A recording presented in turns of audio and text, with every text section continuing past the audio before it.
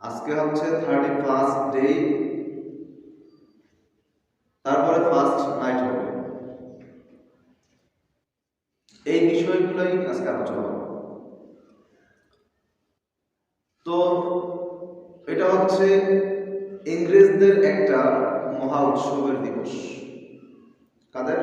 ইংরেজদের। যারা ব্রিটিশ, এই উৎসবটা তারা বিভিন্ন আয়োজনের মাধ্যমে সম্পন্ন করে। বিভিন্ন যে কি বলে ফটকাবাজি, আতশবাজি, তারপরে মদের আসর, জুয়ার আসর, নাচের আসর, এই সমস্ত বিভিন্ন ক্যাটাগরিতে এই অনুষ্ঠানগুলো তারা কি করে উদযাপন। এই অনুষ্ঠানগুলোতে আমাদের মুসলমানদের কোনো সম্পর্ক আছে?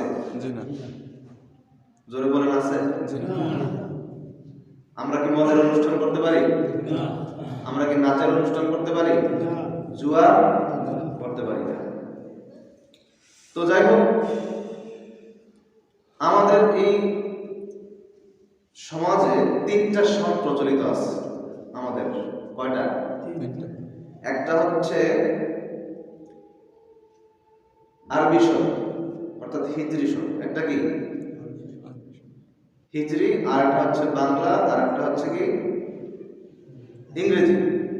কয়টা? তিনটা। তিনটা না?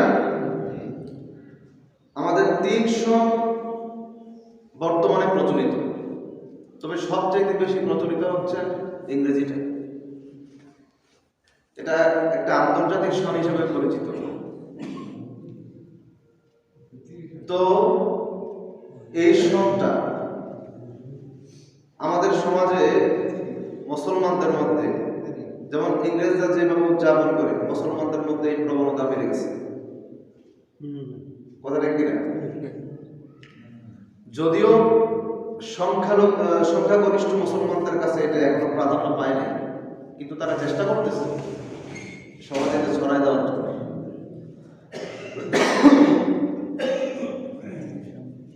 হিজরি সন আসে থেকে হুজুর পাক সাল্লাল্লাহু আলাইহি ওয়াসাল্লাম যখন মক্কা থেকে মদিনায় হিজরত করতে যান, তখন ওই দিগন্ত বিজয় উন্মোচনকারী দিবসটাকে ঐতিহাসিকভাবে স্মরণ করে রাখার জন্য হযরতে খলিফাতুল মুসলিমিন হযরতে সাইয়েদনা ওমর ফারুক রাদিয়াল্লাহু তাআলা আনহু এই হিজরি সনটার আবিষ্কার করেন। তারপরে বাংলাদেশে সমুদ্র পথে হিজরি সন আমাদের দেশে আসে। হিজরি সনের সাথে সাথে ইসলামও আসে। সমুদ্র পথে আমাদের এই বাংলাদেশে সর্বপ্রথম কার মাধ্যমে ইসলাম আসে? হযরত ওমর ফারুক রাদিয়াল্লাহু তাআলা আনহু, ওনার মাধ্যমে সর্বপ্রথম ইসলাম আসে। হিজরি সনটা তখন এটা বাস্তবায়ন হয়ে যায় বাঙালিদের জন্য। তারপরে 1201 খ্রিস্টাব্দে যখন বাংলার শাসক ইখতিয়ার উদ্দিন মোহাম্মদ বখতিয়ার খিলজি তিনি আসার পরে সমস্ত দপ্তরে হিজরি সনের প্রবর্তন করে দেন। হিজরি সনের প্রথম মাস কি? মুহররম। কি? মুহররম মাস। এইভাবে করে তিনি সম্রাট আকবরের শাসন পর্যন্ত এই হিজরি সনটাকে চলমান রাখেন, চালু রাখেন। তার পরবর্তীতে 963 অথবা 93 হিজরিতে 1585 16ই মার্চ 1585 খ্রিস্টাব্দে 16ই মার্চ যখন শাহনশাহ বাদশাহ অর্থাৎ সম্রাট আকবর তিনি ক্ষমতাসীন হন, তিনি প্রায় 51 বছর ক্ষমতায় থাকেন। কত বছর? তিনি এসে বাংলা সন প্রবর্তন করেন। কেন? প্রজাদের কাছ থেকে খাজনা আদায় করবে, সঠিকভাবে যেন আদায় করতে পারে, এই জন্য তিনি এই বাংলা সন প্রবর্তন করেন। কত সাল পর্যন্ত? 1757 সাল পর্যন্ত। যখন আকবরের ক্ষমতা শেষ হয়ে যায়, তখন তারপরে ব্রিটিশ দেওয়ানিরা এই উপনিবেশটা, ভারতীয় উপনিবেশটা তখন এই আন্তর্জাতিক বাজার হওয়াতে ব্রিটিশরা এখানে বণিক হিসেবে আসছিল, কিন্তু উদ্দেশ্য বণিক না, তাদের উদ্দেশ্য ব্যবসা ছিল না, তাদের উদ্দেশ্য ছিল এই বাংলার সাধারণ মানুষের উপর আধিপত্য বিস্তার করা, ক্ষমতা লাভ করা, তাদেরকে শোষণ করা তাদের উদ্দেশ্য। তখন থেকে তারা বাংলার স্বাধীন নবাব সিরাজউদ্দৌলার তারা অধীনে ব্যবসা বাণিজ্য পরিচালনা করে। শেষ পর্যন্ত পারে নাই, বাংলার শেষ স্বাধীন নবাব তার একান্ত কাছের মানুষ মীর জাফরের চক্রান্তে শাহাদাত বরণ করে। তখন থেকে ব্রিটিশরা ইংরেজি সন চালু করে। বুঝাইতে পারছি? ইতিহাস তো জানেন না, আজকে শুনছেন, অনেকে হয়তো জানেন না, এটা জানা দরকার। আমরা তো জানি না অনেকে হিজরি সন কি, এই অর্থই তো জানি না। বাংলা সনটা মোটামুটি জানি, আর ইংরেজি তো একেবারে মুখের আগে থাকে, ঠোঁটের আগে থাকে। কথা ঠিক না? একজন মুসলমান হিসেবে যেটা জানা দরকার সেটা জানি না। তো এই হিজরি সনটা হচ্ছে মুসলমানদের একটা ইসলামিক জাতীয় সন, জাতিসত্তা। এটা হচ্ছে জাতিসত্তার সন, যে সনটা না জানলে আমাদের রোজা ইবাদত গুলো সঠিকভাবে হবে না। রোজা, নামাজ, হজ, যাকাত, এই সমস্ত বিষয়গুলো আমরা সঠিক সময় করতে পারবো না। এই জন্য এই হিজরি সনের সময়গুলো জানা আমাদের জন্য ফরজে কিফায়া। আমরা এর মাধ্যমে জানতে পারি কখন রোজা হবে, কখন কুরবানি হবে, কখন কোন চাঁদ উঠবে, কোন মাসের চাঁদ উঠবে, এই সমস্ত বিষয়গুলো আমরা হিজরি সনের দ্বারা পরিচালনা করব।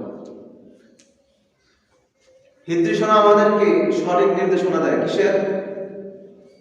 আমরা রমজানে রোজা রাখতে হবে, জিলহজে কুরবানি করতে হবে, তারপরে শাবানে শবে বরাত উদযাপন করতে হবে, যাকাতের সময় যাকাত দিতে হবে।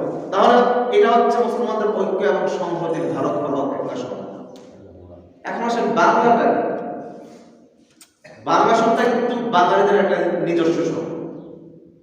এই সনটা যারা পুরাতন লোক আছেন অথবা ছিলেন, বিভিন্ন বিয়ে শাদীর অনুষ্ঠান, বিভিন্ন আচার অনুষ্ঠান, বিভিন্ন কাজকর্ম তারা এই সন দিয়ে করতো। কথা কি না? দেখবেন আমাদের মা চাচিরা এখন ইংরেজি সনের কথা বললে কিন্তু বুঝে না। বাংলা সন বল, আজকে বাংলা কয় তারিখ, ইংরেজি তারিখ তারা বুঝে না। তো বাংলা সনের গুরুত্ব কি? যখন নাকি মাঘ মাস আসে, পৌষ মাঘে আমরা কি খাই? শীতের পিঠা খাই নাকি?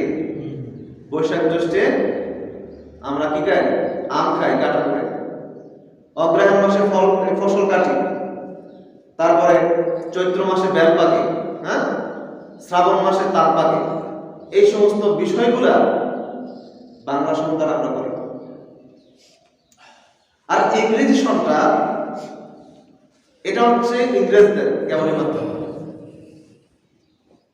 যীশু খ্রিস্টের জন্মের দিন থেকে এই তারিখটা, এই ইংরেজি সনটা আসে। খ্রিস্টানদের যে মূল নেতা, তাদের ওই জন্ম তারিখ অনুযায়ী ইংরেজি তারিখটা কি হয়? শুরু হয়, সনটা শুরু হয়। কিন্তু এই ইংরেজি সনের মধ্যে আমাদের কোনো কর্তৃত্ব নাই, আমাদের কোনো কল্যাণ নাই। যদিও বর্তমানে আমাদের স্কুল কলেজগুলো, বিভিন্ন প্রতিষ্ঠান খোলা এবং বন্ধ, বিভিন্ন উৎসব উদযাপন, এই সমস্ত বিষয়গুলো আমরা ইংরেজি সনের মাধ্যমে পরিচালনা করি যদিও, কিন্তু প্রয়োজনের অতিরিক্ত করা যাবে না। কিতাবের মধ্যে আসছে প্রয়োজনের অতিরিক্ত নেওয়ার কোনো সুযোগ নাই। প্রয়োজনের অতিরিক্ত আপনি নিতে পারবেন না। আপনি হিজরি সনটা ততটুকু নিবেন যতটুকু আপনার প্রয়োজন। তবে আপনি মুসলমান হিসেবে আপনার এই ইংরেজি সনটা, মুসলমান হিসেবে হিজরি সনটা আপনাকে অবশ্যই ভালোভাবে জানতে হবে। ইহুদিরা আমাদের পরম বন্ধু না শত্রু? বন্ধু না শত্রু? শত্রু না? কেউ কেউ আছেন নিরপেক্ষ, বন্ধু না শত্রু না। আমাদের বন্ধু না শত্রু? কথা বলেন। এটা কোরআনের কথা, কার কথা? কার কথা? আল্লাহর কথা। আল্লাহ তাআলা কোরআনে বলছে যে তাদের সাথে কোনো সম্পর্ক করবে না, তাদের কৃষ্টি কালচারকে তোমরা ফলো করবে না। এই ব্যাপারে আল্লাহ তাআলা কোরআনে কি বলেন? সূরা মাইদার 51 নম্বর আয়াত আল্লাহ রাব্বুল আলামিন বলেন, ইয়া আইয়ুহাল্লাযীনা আমানু লা তাত্তাখিযুল ইয়াহুদা ওয়ালান নাসারা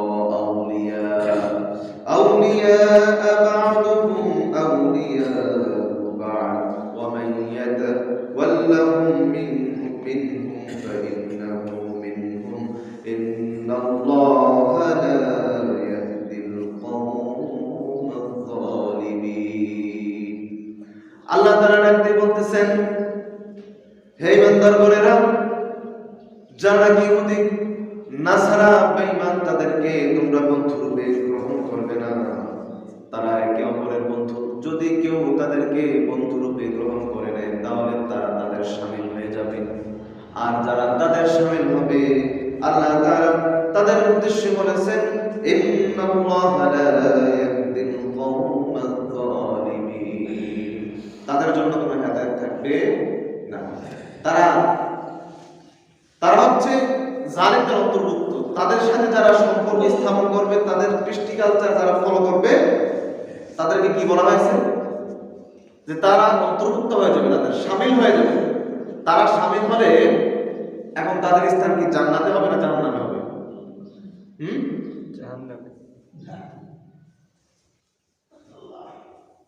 জান্নাত হবে না জাহান্নামে?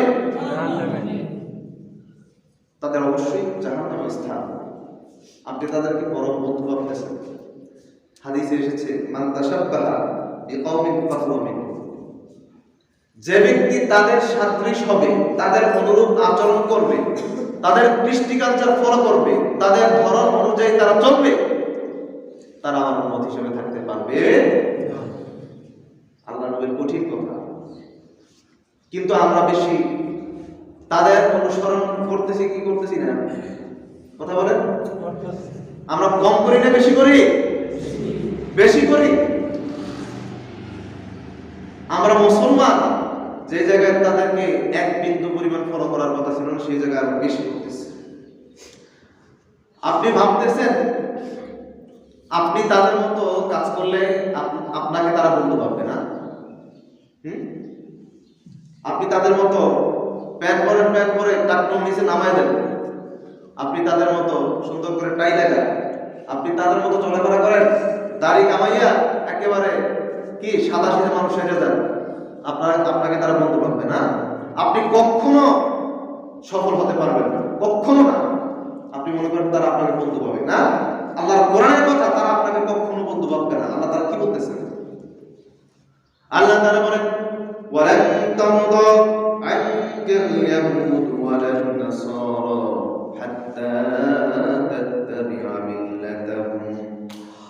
সূরা বাকারার 125 নম্বর আয়াতে 120 নম্বর আয়াতে আল্লাহ তাআলা বলেন, ও মুসলমানেরা, যতই তোমরা বাড়াবাড়ি করো, তাদের কৃষ্টি কালচার ফলো করো, তোমরা মনে করতেছো কাফেরেরা তোমাদেরকে বন্ধু ভাববে, পশ্চিমকালেও না। যতক্ষণ না পর্যন্ত তুমি ধর্মান্তরিত হবে, ততক্ষণ পর্যন্ত কোন কাফের মুসলমানকে বন্ধু বলে রাখবে না। কথা কি? আপনি তাদের ফলো করেন, ঠিক আছে, আপনি ভাবতেছেন আপনাকে বন্ধু মনে করতেছে। যতক্ষণ না পর্যন্ত আপনি এই ইসলাম ছেড়ে ইহুদি না হবেন, ততক্ষণ পর্যন্ত আপনাকে তারা বিশ্বাস করবে না। আপনি যতই ফলো করেন তাদেরকে, আপনি যতই ইহুদি নাসারাদের ভক্ত হন, যতক্ষণ পর্যন্ত আপনি কালিমাটা চেঞ্জ না করবেন, ততক্ষণ পর্যন্ত আপনাকে তারা বিশ্বাস করবে না। এই দেখেন, যাদেরকে এত ফলো করতেছেন, যাদের কৃষ্টি কালচার ফলো করতেছেন, তারা আমাদেরকে কি উপহার দিছে? ও মুসলমান, ইতিহাস জানেন, সারাদিন শুধু টেলিভিশন টেলিভিশন আর খবর তালে কইরা সবকিছু ভুলে যায় না। আমাদের তো অবস্থা একেবারে খুব খারাপ হয়ে গেছে। আমরা আদার ব্যাপারীরা জাহাজের খবর বেশি নেই। যে জিনিস জানার কথা সেই জিনিস জানার জন্য আমাদের কোনো চেষ্টা থাকে না। ফালতু আবল তাবল বিষয়গুলো সমাজের মধ্যে যেগুলো বিশৃঙ্খলা সৃষ্টি করে সেই বিষয় নিয়ে আমরা বেশি বাড়াবাড়ি করি। কাজের কথা কেউ তো শিখি না। শোনার ইতিহাস কি বলে? যাদেরকে আমরা ফলো করতেছি, অনুসরণ করতেছি, তারা কি করেছে আমাদের? তারা কি উপহার দিয়েছে আমাদেরকে? তারা খ্রিস্টান পরিবেশ তৈরি করার জন্য লক্ষ লক্ষ মুসলমানদেরকে হত্যা করেছে ইহুদি খ্রিস্টানেরা। তারা খ্রিস্টান পরিবেশ তৈরি করার জন্য লক্ষ লক্ষ ওলামায়ে কেরামদেরকে ফাঁসির কাস্টে ঝুলিয়েছে। তাদের খ্রিস্টান পরিবেশ তৈরি করার জন্য তারা কি করেছে? লক্ষ লক্ষ মুসলিম সমাজের নেতা, মুসলমান মা এবং বোনদেরকে তারা কি করেছে? হত্যা করেছে। ব্রিটিশরা গ্রানাডার মস্কোতে তারা কি করেছিল? মসজিদের মধ্যে লক্ষ লক্ষ মা বোনদেরকে, মুসলমানদেরকে আটকে জ্যান্ত পুড়িয়ে ফেলেছে। ইতিহাস জানেন না? আজকে যাদেরকে ফলো করতেছেন, মুসলমানদের জাহাজ ডুবিয়ে দিয়ে তারা হত্যা করেছে। দুগ্ধপোষ্য শিশুদেরকে তারা হত্যা করতে দ্বিধাবোধ করে নাই। ও মুসলমান, আফ্রিকা প্রজাতন্ত্র থেকে মুসলমানদেরকে বিতাড়িত করে দিয়েছে। ইন্দোনেশিয়ার পূর্ব তিমুর থেকে মুসলমানদের যে স্বাধীন রাষ্ট্র ছিল, তারা খ্রিস্টান রাজ্য হিসেবে তারা এটাকে প্রতিষ্ঠা করেছে। আজকে তাদেরকে ফলো করতেছেন না? আজকে তাদেরকে খুব অনুসরণ করতেছেন। হক হারাম তো বুঝেন না, আর বুঝাও তো বেশি লাফালাফি করেন। আজকে যে ইহুদি খ্রিস্টানরা আমাদের মা বোনদেরকে, ইরাকের নিরস্ত্র শিশু থেকে শুরু করে আবার বৃদ্ধা বনিতা মা এবং বোনদেরকে যারা নির্যাতন করেছে, যাদেরকে ধর্ষণ করেছে, তারা নির্বিচারে গুলি করে তাদেরকে হত্যা করেছে, আজকে তাদেরকে ফলো করতেছেন না?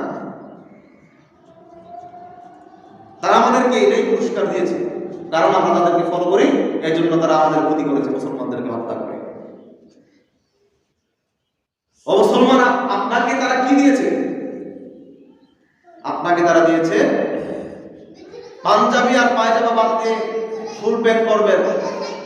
আর আমাদের সমাজে কিছু মানুষ তো কিছু নির্লজ্জ মানুষ আছে, বেহায় কিছু মানুষ আছে, শর্ট প্যান্ট পরে রাস্তাঘাটে হাঁটে। আছে না নাই? আছে না নাই?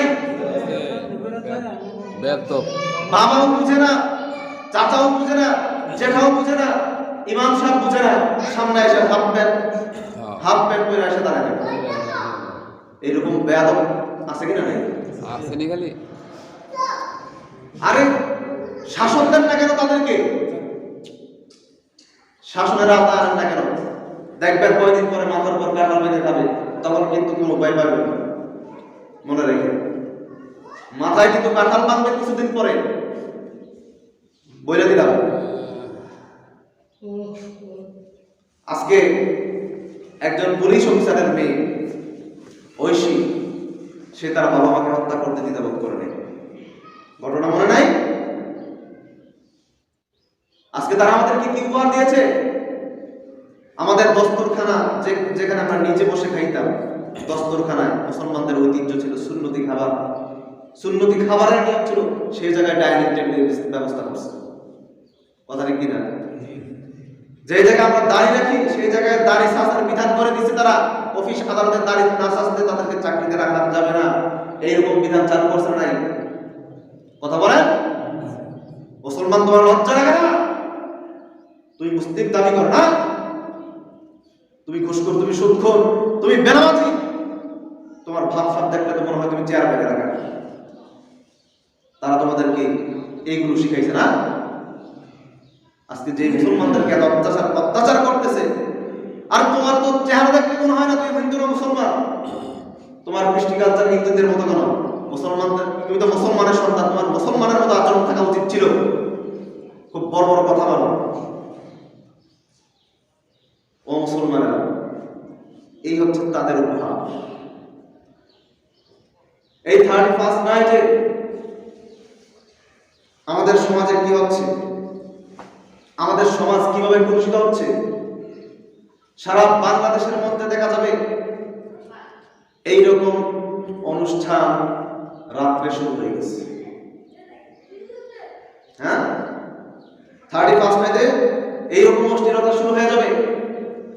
যেই অশ্লীলতা একটা মুসলমানের সন্তান দেখেন, সে কেমন নির্লজ্জ, সে কেমন বেহায়া, সে একটা মুসলমান হয়ে কনকনে শীতের মধ্যে রাত 12টায় 1 মিনিট পর্যন্ত সজাগ থাকে বিধর্মীদের এই রাতটাকে উদযাপন করার জন্য। সে কেমন নির্লজ্জ। 2000 সালের ঘটনা বলতেছি। ঢাকা ভার্সিটির একজন স্টুডেন্ট, ছাত্রী বাঁধন নামে সুন্দরী একজন তরুণী, যাকে এই 31 নাইট উদযাপন করতে গিয়ে উচ্চ শিক্ষিত মা বাবার ছেলেরা, যেখানে খুব উপরের লেভেলে পড়াশোনা করতেছে, তারা এই ছাত্রীকে বিবস্ত্র অবস্থায় খামচিয়ে ধর্ষণ করে তাকে বরাবর বানিয়েছে। শুধু একটা না মুসলমান, শত শত এই ধর্ষণের সেঞ্চুরি আছে কিনা নাই? যেই বাবা মা গুলা তাদেরকে রাত্রে ছেড়ে দিছে, তারাই কেমন বাবা মা, মেয়েটাকে ধর্ষণ করে মেরে ফেলছে। এমনও ইতিহাস আমরা পেয়েছি। 2015 2 জানুয়ারির রিপোর্ট অনুযায়ী যুগান্তরের মধ্যে এসেছে, পুলিশের বড় কর্মকর্তারা বারে গিয়ে ডান্স করে মাতাল হয়ে 31 নাইটে তারা একে অপরের উপর হামলা করেছে। সেই প্রশাসন কোথায় ছিল তখন? সেই প্রশাসন, সেই ক্ষমতা তখন কোথায় ছিল? ঘাপটি মেরে তো বসেছিল ক্ষমতা। তার নিজের শৃঙ্খলা বাহিনী দেশের মধ্যে অরাজকতা যে সৃষ্টি করতেছে, মানুষদেরকে হেফাজত করবে কিভাবে? কথা বলেন ঠিক কিনা? 31 নাইট উদযাপন করে মুসলমান না, যেখানে মানুষ তার ইসলামিক সাংস্কৃতিক ঐতিহ্য ছেড়ে দিয়ে তারা কি করতেছে? তারা আজকে বেদিনদেরকে অনুসরণ করতেছে। আমাদের মধ্যে ন্যূনতম একটু কমন সেন্স থাকা দরকার। আমি একজন মুসলমান, আপনার কয়টা ধর্মীয় উৎসবে একটা হিন্দু অংশগ্রহণ করছে বলেন তো? করছে? কোন হিন্দু অংশগ্রহণ করছে? কোন হিন্দু আপনার ধর্মের কোন উৎসব পালন করছে? করে নাই, করবেও না, পশ্চিমকালে করবে না। আমি বলছি না ওরা তার তো আনকাল ইহুদ ওয়ালান নাসার হাত্তা তাত্তাবিআ মিল্লাতাহুম, যতক্ষণ না পর্যন্ত আপনি তাদের ধর্ম পালন না করবেন ততক্ষণ পর্যন্ত সে আপনাকে বিশ্বাস করবে না। কিন্তু একটা বিধর্মী আপনার ধর্ম তো নেওয়া দূরের কথা, সে আপনার কৃষ্টি কালচারের আশেপাশেও থাকবে। কথা কি না? এখন আমাদের মুসলমানদের মধ্যে হিন্দু এবং কি বলে মুসলমানদের মধ্যে ভেদাভেদ দূর হয়ে গেছে। হিন্দুর ভাষায় কি মুসলমান দিব্যি খাইতেছে? খায় কি খায় না? লজ্জা নাই মুসলমান। হ্যাঁ, আমি বলতেছি না আমরা ইংরেজি শিখবো না, আমি বলতেছি না আমরা ইংরেজি পড়াবো না, তবে যতটুকু প্রয়োজন ততটুকু। কারণ তারা আমাদের কি শত্রু? জাতীয় শত্রু নাকি ইন্টারন্যাশনাল শত্রু? তারা আমাদের বৈশ্বিক শত্রু, তারা আমাদের প্রধান শত্রু। তাদের সাথে গড়ায় গড়ায় ভাব বিড়ালে হাসন আসন ঠিক তাদের সাথেই হবে। ও মুসলমানেরা, একটা মুসলমানের জাতীয় সত্তা কি, তার মূল ভিত্তি কি? তার সংস্কৃতিতে সে বিশ্বাস করা, সংস্কৃতিকে মানা। আমাদের আল্লাহ কয়জন? এই আওয়াজটা খুব জোরে হয়ে গেছে না? আল্লাহ কয়জন? এক আল্লাহ। ইসলাম কয়টা? নবী কয়জন? আমাদের দুর্বল জান্নাত আছে, জাহান্নাম আছে কিনা? বিশ্বাস করি কি করি না? কিন্তু তারা বিশ্বাস করে করে তারা মনে করে দুনিয়াতে আসছে তো শেষ, এখানেই পরকাল বলতে কিছু নাই। তাদেরকে আল্লাহ তাআলা তাদের কথাটুকু আল্লাহ তাআলা কোরআনে বলেন, ইন্নিয়া ইল্লা হায়াতুদ দুনিয়া নামুতু ওয়া নাহয়া ওয়া মা নাহনু বিমাবউসিন। তারা বলে যে এই দুনিয়াতে আমরা আসছি কিসের মৃত্যু, কিসের পরকাল? এখানেই আসছি, আবার এখানেই আমাদের শেষ হয়ে যাবে, আর পরকাল বলতে কিচ্ছু নাই। আমরা কিন্তু বিশ্বাস করি আমাদের মৃত্যুর পরে পরকাল আছে, আমাদেরকে কবরে নামতে হবে, আমাদের আমলনামা মিজানের পাল্লায় উঠানো হবে, আমাদেরকে হিসাব করা হবে আমরা কি পালন করছি। ও মুসলমানের সন্তানেরা, আমরা কতটুকু ইসলামের বিধান পালন করতে পারছি। আল্লাহ তাআলা বান্দাদেরকে ডাক দিয়ে বলেন, তুমি আগামী দিনের জন্য কি রেখেছো? আগামী দিনের জন্য তুমি কি ব্যবস্থা করে রেখেছো মুসলমানের সন্তানেরা? এটা তোমরা চিন্তা করবে। সূরা হাশরের 18 নম্বর আয়াতের মধ্যে আল্লাহ তাআলা বলেন, ইয়া আইয়ুহাল্লাযীনা আমানু তাকুল্লাহা ওয়াল তানজুর নাফসুম মা কদ্দামাত লিগাদিন ওয়াত্তাকুল্লাহ। আল্লাহ তাআলা বলতেছেন, ও ইমানদারগণেরা, আল্লাহকে ভয় করো এবং চিন্তা করো নিজের জন্য, আগামীকালের জন্য তোমরা কি প্রস্তুত করেছো। লিগাদিন ওয়াত্তাকুল্লাহ ইন্নাল্লাহা খাবীরুম বিমা তা'মালুন। আল্লাহ তাআলা সব জানেন কি জানেন না? আল্লাহ বলতেছেন, আগামী দিন আমার কাছে যে আসবে, নিজের জন্য কি তৈরি করেছো, কি রেখেছো, একটু চিন্তা করে দেখো, একটু ভাবো। কিন্তু আমরা দিনটি কিন্তু ভুলে গেছি। আমরা আগামী দিন যে কবরে যাব, আমাদের সেই টেনশন নাই, সেই চিন্তাটুকু নাই। আমরা মুসলমান হিসেবে কতটুকু আমাদের চিন্তা চেতনা হওয়া দরকার ছিল। এক কবি হেদায়েতুন নাহুর গ্রন্থের মধ্যে তিনি বলেন সুন্দর করে, মানুষ কি চিন্তা করে আর কি চিন্তা করার কথা ছিল। তিনি বলতেছে, ইয়াসসারুন নাসা মা যাহাবাল লায়ালি ওয়ালাকিন্না যাহাবিহিন্না লাহু যাহাবা। কিতাবের মধ্যে আসছে, মানুষ চিন্তা করে আজকে একটা দিন চলে যাবে, তো আরেকটা রাতের সন্ধিক্ষণে দাঁড়িয়ে থাকে কখন একটা নতুন রাত আসবে। আবার রাতের শেষ প্রান্তে গিয়ে দাঁড়িয়ে সে একটা নতুন ভোরের অপেক্ষামান থাকে, একটা নতুন সূর্যের অপেক্ষায় থাকে। কিন্তু কবি বলতেছে, না, আমি একটু ভিন্ন। আমি নতুন সূর্যের জন্য থাকি না, নতুন ভোরের জন্য থাকি না।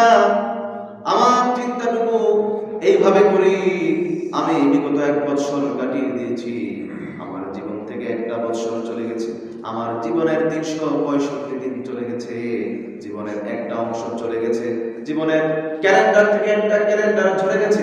আমি এখন কি করতে পেরেছি? আল্লাহর বিধান অনুযায়ী আমি কতটুকু চলতে পারলাম, আল্লাহর বিধান দেওয়া আমি কতটুকু মানতে পারলাম। কেননা আল্লাহ তাআলা আমাকে কি উদ্দেশ্যে দুনিয়ার বুকে পাঠিয়েছেন, আমাকে যে উদ্দেশ্যে দুনিয়াতে পাঠিয়েছিলেন, আমি কতটুকু মানতে পেরেছি। আমি তার সালাত কতটুকু আদায় করতে পেরেছি, যাকাত কতটুকু দিতে পেরেছি, আমি হজ করতে পারছি কিনা, আমি ঈমানটাকে মজবুত করে রাখতে পারছি কিনা, আল্লাহর দেওয়া বিধান আমি আল্লাহর দেওয়া বিধান অনুযায়ী চলতে পারছি কিনা, আমার চিন্তা এইটুকু থাকবে। কেননা বিশ্ব প্রতিপালক আল্লাহ রাব্বুল আলামিন আমাকে একমাত্র তার ইবাদত করার জন্য পাঠিয়েছে। ওয়া মা খালাকতুল জিন্না ওয়াল ইনসা ইল্লা লিয়াবুদুন। আল্লাহ তাআলা একমাত্র তার ইবাদত করার জন্য পাঠিয়েছে মানুষ এবং জিন জাতিকে।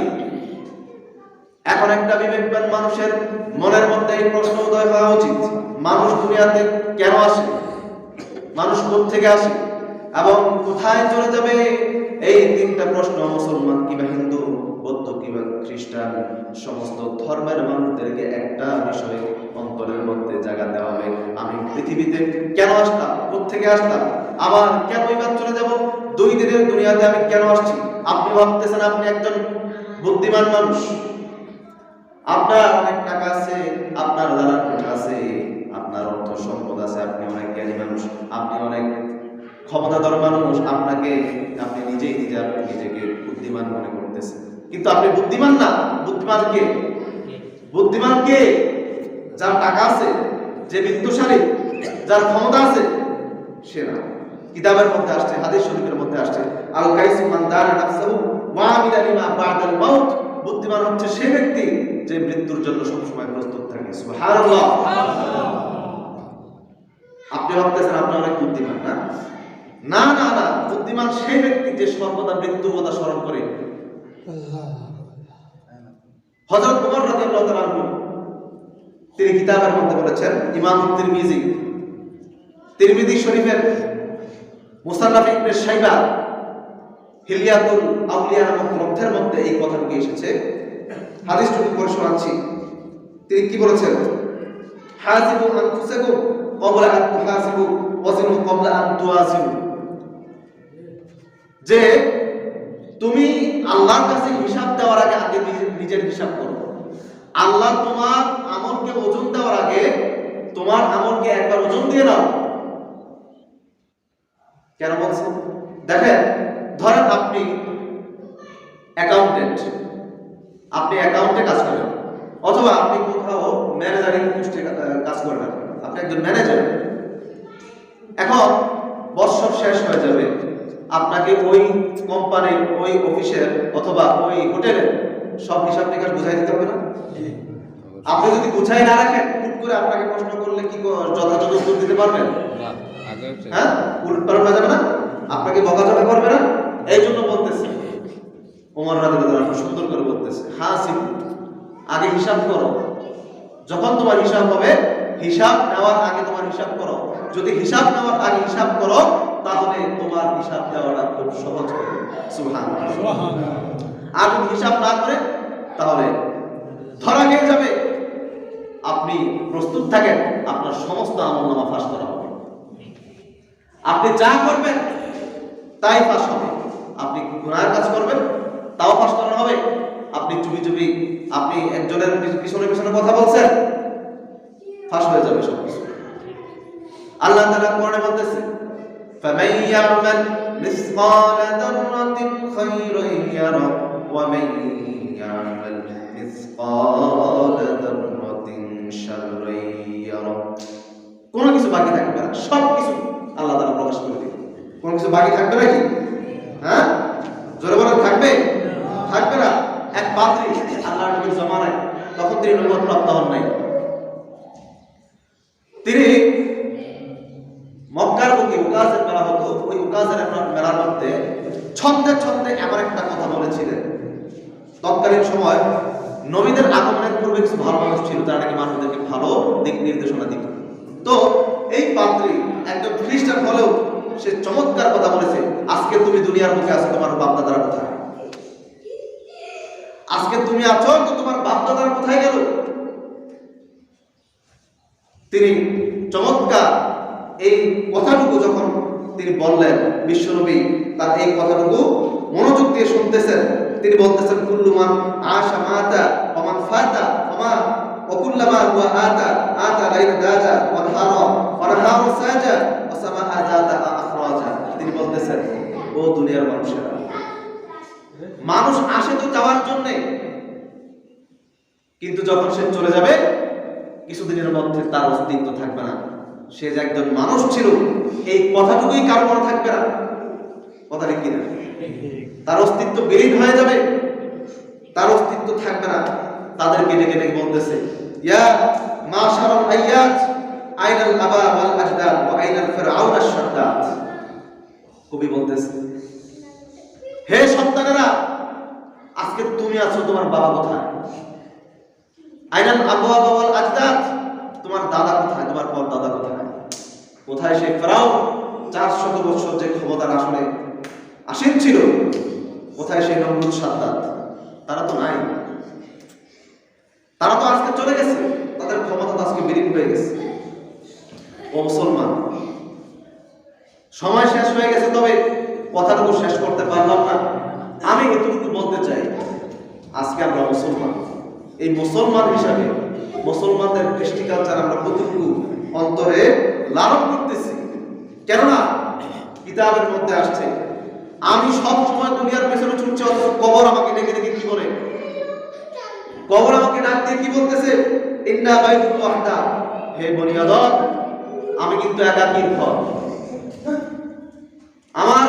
আমার ঘরে কিন্তু একাই বাস করতে হবে তোমাকে। ইন্না বাইতুদ দৌত, আমি কিন্তু কীট পতঙ্গের ঘর। কে বলতেছে? কবর বলতেছে। ওয়া ইন্না বাইতুল গরবিয়া, আমি হচ্ছে জীবজন্তুর ঘর। ইন্না বাইতুত তুরাব, কবর ডাক দিয়ে বলতেছে, হে বনি আদম, আমি কিন্তু মাটির ঘর। ও দুনিয়ার মানুষেরা, আপনি যেই বিল্ডিং এর মধ্যে শুইতেন, যেই জাজিমের উপরে আপনি শুইতেন, যেই সুন্দর করে আপনি বিল্ডিংটা তৈরি করলেন, যেখানে আপনার জন্য একটা দামি কম্বল ছিল অথবা একটা দামি জাজিম ছিল, আপনার দামি দামি পোশাক ছিল, এই পোশাকগুলো আজকে আপনাকে দিবে না। আপনার স্বজনেরা পালকিতে করে কবরে নিয়ে যাবে, কবরে রাখবে। হায়রে, আপনার সেই দামি তোষকটা পর্যন্ত আপনাকে দিবে না। আপনার ঠান্ডা লাগবে বিদায় আপনি ফ্লোরের মধ্যে দামি আপনি কার্পেট বিছিয়ে দিয়েছিলেন, কিন্তু কবরের মধ্যে দামি কার্পেটও থাকবে না। আপনাকে কবরে রাখবে একেবারে নিঃসঙ্গভাবে, কবরের মধ্যে রাখবে। আপনার কবরে বাতিও থাকবে না, কোনো আলো থাকবে না, কবরের মধ্যে আপনাকে শুয়ে দিবে। আপনার আপনজনেরাও আপনাকে মনে রাখবে না, আপনি যে ঠান্ডায় আছেন কিংবা গরমে আছেন আপনার কথাও চিন্তা করবে না। কথা ঠিক কিনা? আপনার দামি সেই জাজিম কোথায় থাকবে? আপনার তোষক কোথায় থাকবে? আপনি যে এত কিছু করতেছেন দুনিয়ার বুকে, এগুলো কাকে দিয়ে যাবেন? আপনি এত বড় একজন নাম করা মানুষ ছিলেন, আপনাকে সাধারণত মার্কিন কাপড় দিয়ে পেঁচিয়ে আপনাকে শুয়ে রাখবে। আপনার অস্তিত্ব তো এইটুকুই, আপনার ক্ষমতা তো এইটুকুই। আপনার প্রিয়জনেরা আপনাকে এত মায়া দেখাবেন পারবেন না, চাইলেও আপনাকে একটা তোষক দিবে না। দিবে? শীতের কাপড় দিবে? এই শীতের কনকনে শীতের মধ্যে আপনাকে গরমের ব্যবস্থা করবে, কিন্তু তখন এই সুযোগ থাকবে না। কারণ হচ্ছে এই কবরটা একমাত্র এমন একটা জায়গায়, যেই জায়গায় কোনো দালালি চলে না। কথা ঠিক কিনা? যেই জায়গায় মামু খালা মামা চাচা চলে না, যেই জায়গায় কোনো ক্ষমতা চলে না, সব ক্ষমতাধর মানুষ এইখানে গিয়ে সব সারেন্ডার করতে হয়। কথা ঠিক কিনা? আপনি সোজা হয়ে যান, আপনি সঠিক রাস্তায় চলেন, এখনো সময় আছে। মৃত্যুর কথা ভাবেন, আপনি নিজেকে অনেক বড় মনে করেন। আজকে মুসলমানের সন্তানেরা সব কিছু করতে পারে, সব করতে পারে, নামাজের খেয়াল নাই, কিন্তু মুসলমানের কৃষ্টি কালচারে যে থাকার কথা ছিল সেইগুলাতে নাই, কিন্তু রাত জায়গা অনেক কিছুই করতে পারে। কথা ঠিক কিনা? রাত জায়গা অনেক কিছুই করতে পারে।